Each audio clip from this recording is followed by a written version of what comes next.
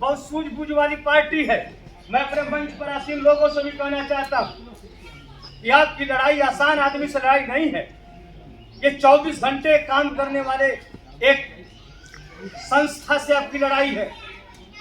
जो अधिक पढ़े लिखे हैं, उनके वोटर भी पढ़े लिखे हैं, उनके सपोर्टर भी पढ़े लिखे हैं, उससे हमारी लड़ाई है। और उसके मुकाबले हमें खड़ा, जैसे कोई 100 की स्पीड में दौड़ रहा है तो हमारी गाड़ी भी 100 की स्पीड में दौड़ेगी, तब तो मुकाबला कर पाएंगे, नहीं पीछे रह जाएंगे नहीं पीछे रह जाएंगे। तो सीधी बात है कि यही भारतीय जनता पार्टी की सरकार 13 दिन में गिरी थी। इसी भारतीय जनता पार्टी की सरकार, भारत की सरकार, पुरौत गांव की गांव सभा की सरकार नहीं, भारत सरकार, अटल बिहारी वाजपेयी जो प्रधानमंत्री थे 13 दिन में सरकार गिरी थी, 13 महीने में सरकार गिरी थी। फिर भी वो सरकार गिरने दिए, उन्होंने धैर्य का परिचय दिया, वो अपनी नीतियों से कभी नहीं हटे। और हम अपने नीतियों से जब हटते हैं तब हारते हैं, हम दोषी हैं। उसका एक ही नीति था, हिंदुत्व, राष्ट्रवाद।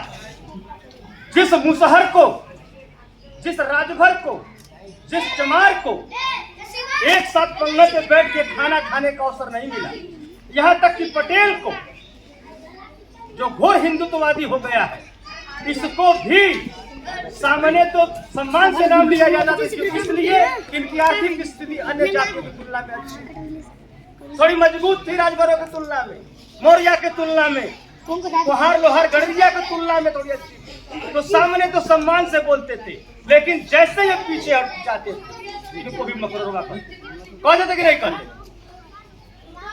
सवाल ये है कि हिंदुत्व को बीजेपी ने पकड़ लिया कि हम 10 साल और सरकार बनाएंगे। जिस मुसहर को झूठा भोजन मिलता था, जिससे पंगत में बैठने का मौका नहीं मिलता था, वह मुसहर भी आज अपने आप को हिंदू मानता कि नहीं मानता है। आज वह हिंदू के नाम पर पूजा कर रहा है कि नहीं कर रहा है, हिंदू के नाम पर वो कुंभ में दर्शन करने जा रहा है कि नहीं जा रहा है। वो राजभर जिसको कभी सामने पंगत में बैठ के भोजन करने का अवसर नहीं मिला, वो जा रहा है कि नहीं जा रहा है। वो कमजोर दस पकड़ दिया। वो कहा ना अमित शाह ने कि तुम 85-15 का जो है आंकड़ा बैठाते रहो, हम 90 का आंकड़ा बैठा रहे हैं। मतलब हम लोग देखते रहे कि पिछड़े दलित हमारे साथ हमारी सरकार बनेगी, लेकिन पिछड़े दलित हिंदू हो गए।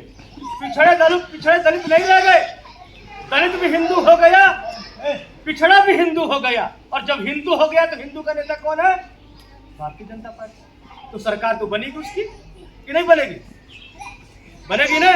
और जब तक हम मगड़ा और पिछड़ा में बटे थे, तब तक समाजवादी और बहुजन समाज पार्टी की सरकार बनी।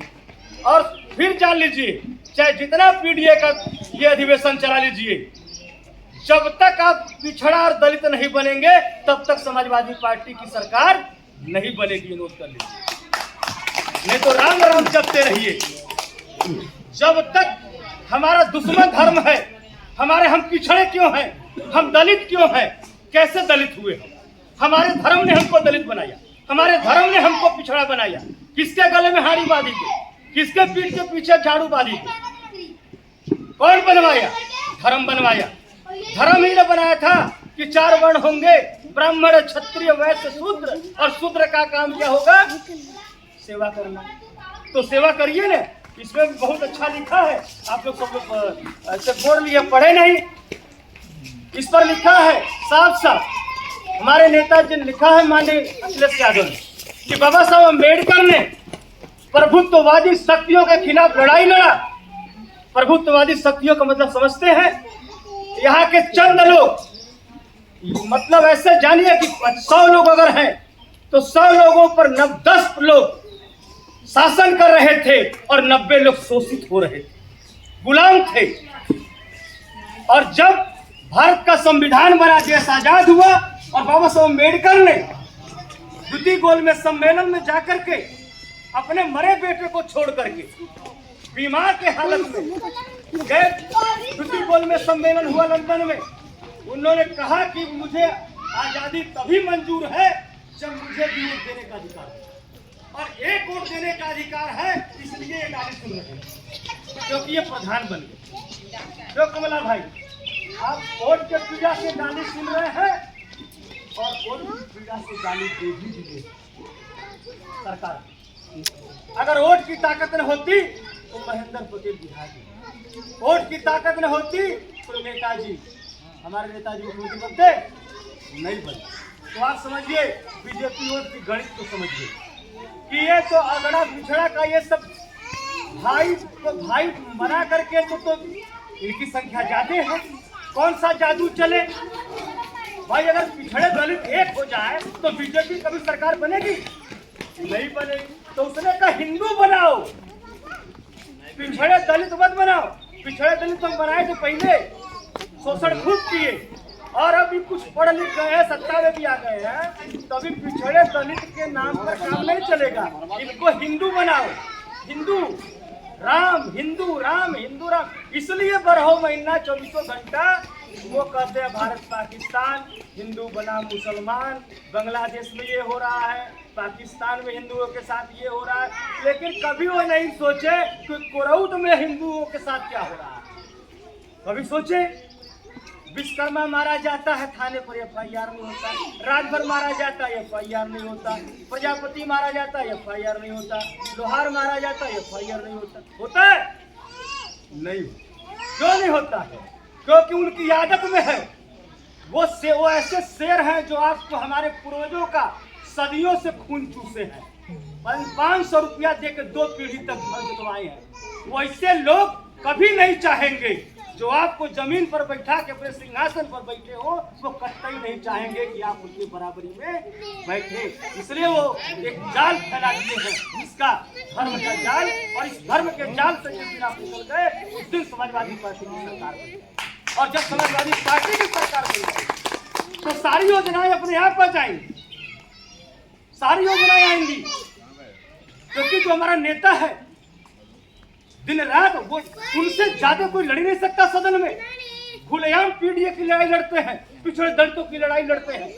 उनसे ज्यादा आज के पूरे हिंदुस्तान में पिछड़े दलितों की लड़ाई लड़ने वाला कोई नेता नहीं। इसलिए मैं बहुत ज्यादा कुछ न करते हुए बहुत विनम्रता पूर्वक कहता हूँ कि इस देश के अंदर 2 वर्ग रहा है, शासित वर्ग और शोषित वर्ग। जब शोषित वर्ग शासन में आया तो उन्होंने धर्म का जाल फैलाया और फिर से शोषित को शोषित बना दिया और शासक शासक बन गए। और उसमें भी एक नया और छौंका मार दिया, राशन दे के शासन करना। राशन और शासन, आप कह दो हमें राशन नहीं चाहिए, हमें कांग्रेस वाला राशन चाहिए। जब कांग्रेस राशन दे रही थी 1 रुपया किलो गेहूं और 2 रुपया किलो चावल दे रही, तब गैस सिलेंडर 400 रुपए में था, दाल सस्ता था, तेल सस्ता था, महंगाई कम थी कि नहीं थी। लेकिन 3 रुपया छूट किया और 3 रुपया के बदले 3000 रुपया पर टैक्स लगा दिया। लगा के नहीं माता बताओ? तो कौन सरकार चाहिए आपको? ये फैसला आपके जीवन। और हम लोग तो नेता है, नेता रहेंगे, कोई फर्क नहीं पड़ने वाला। और जैसे महेंद्र पटेल है, पूर्व विधायक तो कहीं जा रहे हैं, ये कहते रह जाएंगे। समस्या आपको। कमला यादव का भी क्या होगा? 2-3 बार विधायक नहीं बनेंगे तो क्या फर्क पड़ेगा? 4 बार अभी आके बना दीजिएगा, 5 बार, 6 बार। लेकिन मेरा ये कहना है कि अभी नहीं बनेंगे तो क्या होगा? कोरौट में तो अमर हो गए ना, ये कभी मरेंगे नहीं।